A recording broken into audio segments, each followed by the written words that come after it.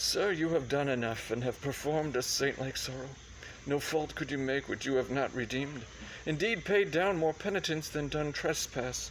At the last, do as the heavens have done, forget your evil. With them forgive yourself. Whilst I remember her and her virtues, I cannot forget my blemishes in them, and so still think of the wrong I did myself, which was so much that airless it hath made my kingdom, and destroyed the sweetest companion that e'er man bred his hopes out of. True, too true, my lord. If one by one you wedded all the world, or from all that took something good to make a perfect woman, she you killed would be unparalleled. I think so. Killed. She I killed. I did so, but thou strikest me sorely as to say I did. It is as bitter upon thy tongue as in my thought. No, good, no. Say so but seldom.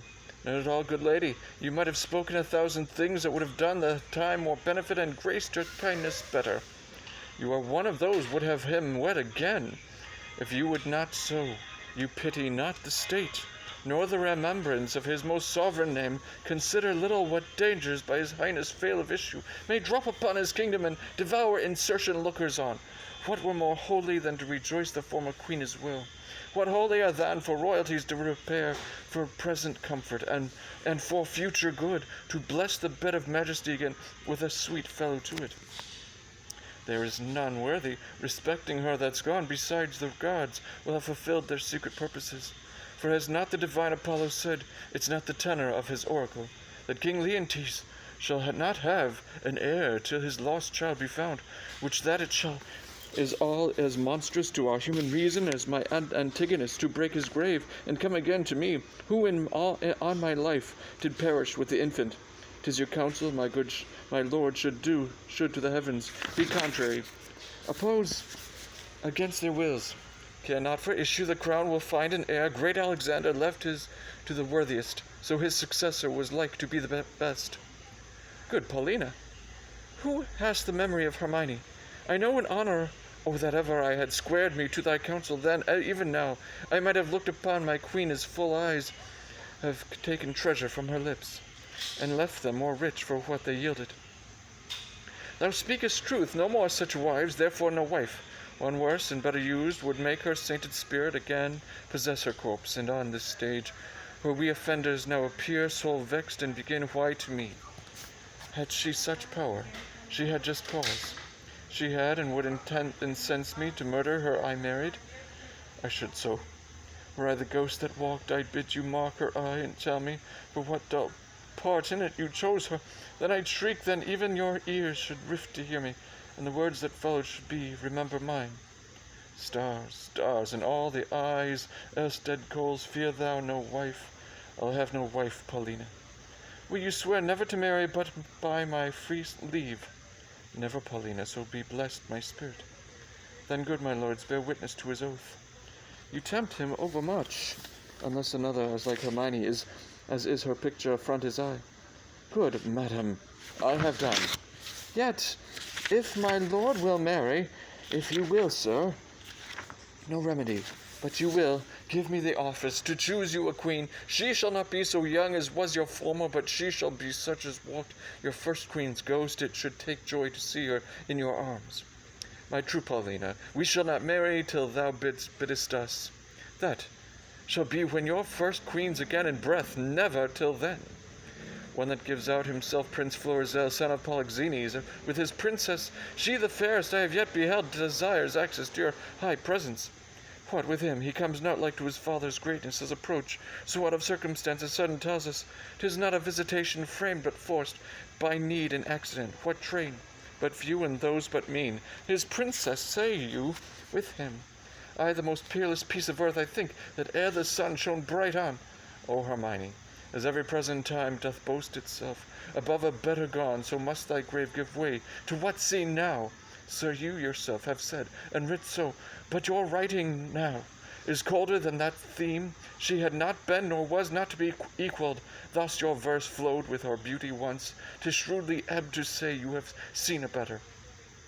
Pardon, madam. The one I'll have almost forgot your pardon. The other, when she has obtained your eye, will have your tongue too. This is a creature, would she begin a sect, might quench the zeal of all professors else, make proselytes, of who she but bid follow. How, not women? Women will love her that she is a woman, more worth than any man. Men that she is the rarest of all women. Go, Cleomenes, yourself assist with your honored friends. Bring them to our embracement. Still 'tis strange he thus should steal upon us. Had our prince, jewel of children, seen this hour, he had paired well with this lord. There was not full a month between their births. Prithee, no more cease, thou knowest, he dies to me again when talked of. Sure, when I shall see this gentleman, thy speeches will bring me to consider that which may unfurnish me of reason. They are come. Your mother was most true to wedlock, prince, for she did print your royal father off, conceiving you. Were I but 21, your father's image is so hid in you, his very heir, that I should call you brother, as I did him, and speak of something wildly by us performed before. Most dearly welcome unto a fair princess, goddess. Oh, alas, I lost a couple that twixt heaven and earth might thus have stood begetting wonder, as you, gracious couple, do. And then I lost all mine own folly, the society, enmity too of your brave father, whom, though bearing misery, I desire my life once more to look on him. By his command have I here touched Cecilia, and from him give you all greetings that a king and friend can send his brother, and but infirmity, which waits upon worn times, hath something seized his wished ability. He had himself the lands and waters twixt your throne, and his measured to look upon you, whom he loves, he bade me say so, more than all the scepters and those that bear them living. O my brother, good gentleman, the wrongs I have done thee stir afresh within me, and these thy offices, so rarely kind, are as interpreters of my behindhand slackness. Welcome hither, as is the spring to the earth, and hath he to expose this paragon to the fearful usage, at least ungentle, of the dreadful Neptune, to greet a man, not worth her pains, much less to the adventure of her person. Good my lord, she came from Libya, where the warlike Smalus, that noble, honored lord, is feared and loved. Most royal sir, from thence, from him whose daughter his tears proclaimed his parting with her, thence, a prosperous south wind friendly, we have crossed to execute the charge of my father gave me, for visiting your highness. My best train I have from your Sicilian shores dismissed, who for Bohemia bend to signify not only my success in Libya, sir, but my rival, and my wife's in safety. Here we are. The blessed gods purge all infection from our air, whilst you do climate here. You have a holy father, a graceful gentleman, against whose person, so sacred as it is, I have done sin, for which the heavens, taking angry note, have left me issueless. And your father's blessed, as he from heaven merits it with you. Worthy his goodness, what might I have been?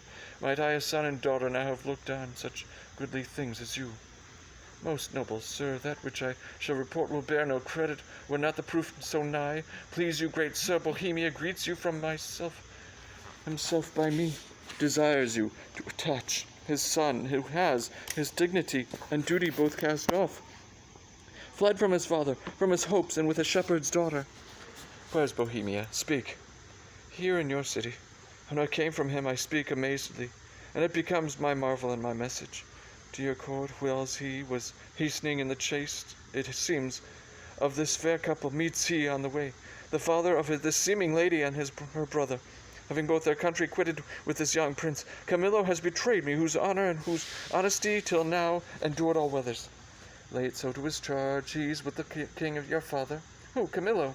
Camillo, sir, I spake with him, who now has these poor men in question. Never saw I wretches so quick. They kneel, they kiss the earth, forswear themselves as often as they speak. Bohemia stops his ears, and threatens them with divers deaths and death. Oh, my poor father, the heaven set spies upon us will not have our contract celebrated. You are married? We are not, sir, nor are we like to be. The stars I see will kiss the valleys first, the odds for high and lows alike.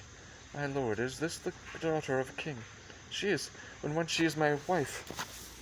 That once I see by your good father's speed will come on very slowly. I am sorry, most sorry you have broken from his liking, where you were tied in duty, and as sorry your choice is not so rich and worthy as beauty, that you might well enjoy her. Dear, look up. Though fortune, visible an enemy, should chase us with my father, power no jot hath she to change our loves. Beseech you, sir, remember, since you owed no more to time than I do now, with thought of such affections, step forth mine advocate. At your request my father will grant precious things as trifles. Would he do so, I beg your precious mistress, which he counts but a trifle? Sir, my liege, your eye hath too much youth in it, not a mouth, for your queen died. She was more worth such gazes than what you look on now. I thought of her, even in these looks I made, but your petition is yet unanswered. I will to your father your honor, not o'erthrown by your desires. I am friend to them and you, upon which errand I now go toward him. Therefore follow me, and mark what way I make. Come, good my lord.